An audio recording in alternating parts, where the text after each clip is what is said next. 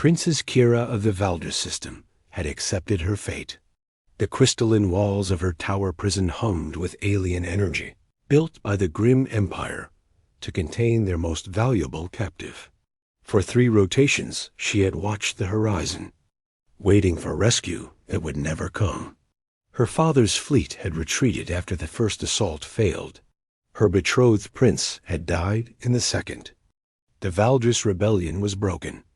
The tower stood on a moon, orbiting the gas giant Nexus Prime, surrounded by an ocean of corrosive mist that dissolved starship hulls in minutes.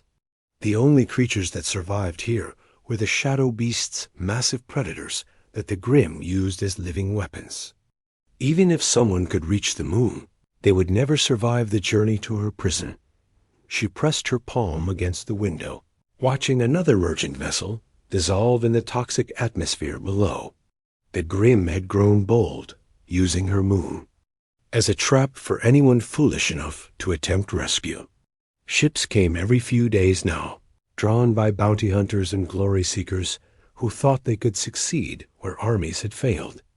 None had made it past the outer atmosphere. The beast's roar shattered her thoughts. Kira spun toward the sound, her heart racing. The shadow beast that guarded her tower was the largest she had ever seen, a creature of living darkness with teeth like crystal spears and claws that could rend steel. It had killed 12 would-be rescuers in the past rotation alone. But now it sounded different, angry, perhaps even afraid. She climbed onto her bed to peer through the high window. Far below, a figure moved through the mist.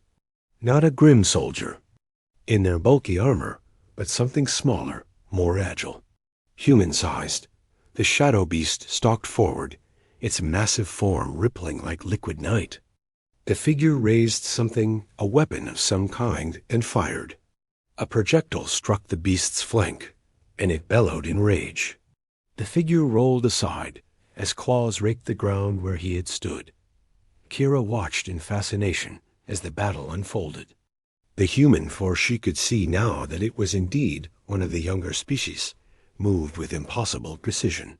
He seemed to anticipate the beast's attacks before they came, always a step ahead of the creature's crushing blows.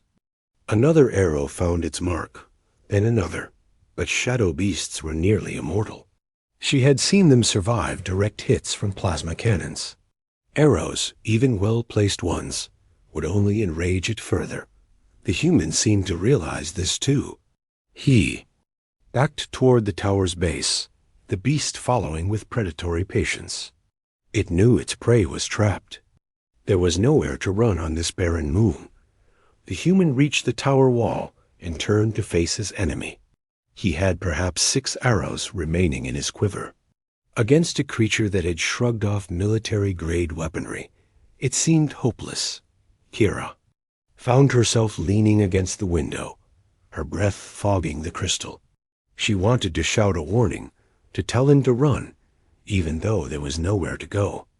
This human had come farther than any other rescuer, had shown more skill and courage than entire military units.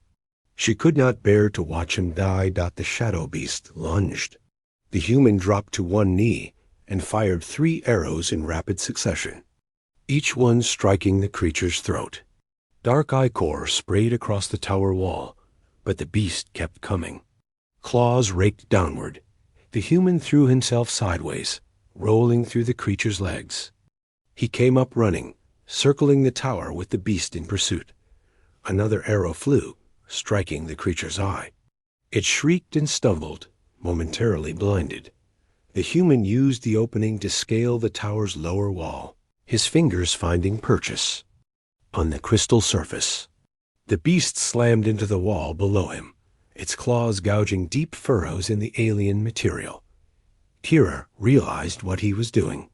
The tower's upper sections had defensive emplacements energy weapons that the Grim had, installed to prevent aerial rescues. If he could reach them, perhaps he could find something more effective than arrows. But the shadow beast was climbing too. Its claws found easy purchase on the crystal, and it moved with terrifying speed. The human was perhaps 50 meters up.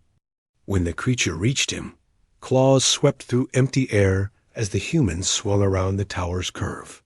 He fired another arrow as he moved, the projectile glancing off the beast's skull. Only 2 arrows left. The defensive emplacement was just above him, now a stubby cannon designed to track incoming ships. A human hauled himself onto its mounting platform and began examining its controls. The shadow beast roared below, climbing. Faster now. The cannon swiveled, but nothing happened. No energy discharge, no targeting beam. The weapon was either broken or locked down by grim security protocols. The human abandoned the cannon and continued climbing. The beast was gaining ground, its massive form flowing up the tower wall like spilled ink. 20 meters. 15, 10 dot at the tower's peak. The human had nowhere left to go. He turned to face the creature, drawing his last 2 arrows. The shadow. Beast hauled itself onto the platform, its bulk blocking the exit. Dark eyes fixed on its prey with ancient hunger. The first arrow struck the creature's heart. It staggered but did not fall. Shadow beasts had no vital organs in the traditional sense. They were constructs of dark energy given form. The second arrow followed, punching through the creature's skull. The beast laughed, a sound like grinding stone. It stepped forward, raising one massive claw. Then something changed. The arrows began to glow, not with energy, but with something else. Something that made the shadow beast recoil in apparent pain. The creature's form flickered, becoming translucent. The human smiled grimly and drew a third arrow, one that Kira had not seen him carry before. This one blazed with inner light, so bright that she had to shield her eyes. He knocked it to his bow and drew back the string. The shadow beast tried to retreat, but there was nowhere to go on the narrow platform. The arrow struck it between the eyes and lodged deep in its skull. For a moment, nothing happened. Then the creature began to unravel.